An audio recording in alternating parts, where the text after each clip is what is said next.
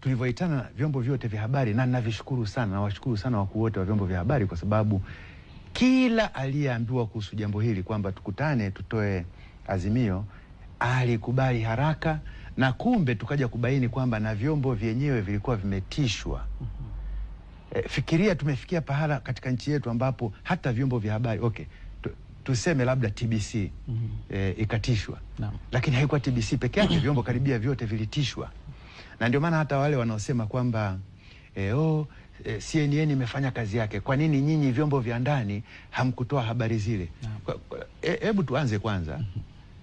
Tulikuwepo field, na mimi nilifika pale nikapigia simu Eshe, nikamwambia Eshe, hebu kama kuna vijana wetu huko field, hebu watoeni, kwa sababu mnaambiwa, mnapigiwa simu kwamba wanakuja kuchoma TBC. Sasa kama wanakuja kuchoma TBC, si tungerushia wapi? Hayo ambayo sisi tunaambiwa kwamba hatukurusha.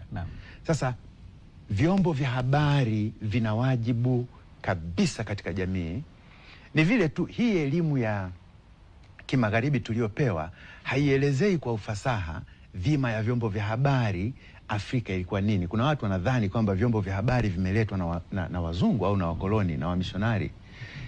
Wanasema gazeti la kwanza katika Afrika Mashariki lilianzishwa Zanzibar na wamishonari, likiitwa Msimulizi mwaka 1888.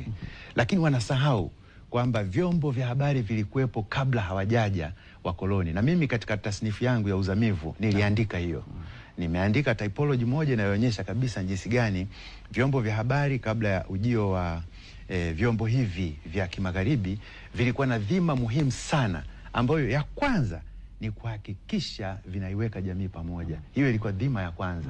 Ya pili ni dhima ya kuendeleza misingi ile ya jamii, values za jamii, kuendeleza na kulinda kwamba isitetereshwe na watu wasije wakaibagaza na kuteteresha. Lakini ya tatu ilikuwa pia ni kuonya pale ambapo wanaona kuna mambo yanakwenda ndivyo sivyo, walikuwa wanaonya.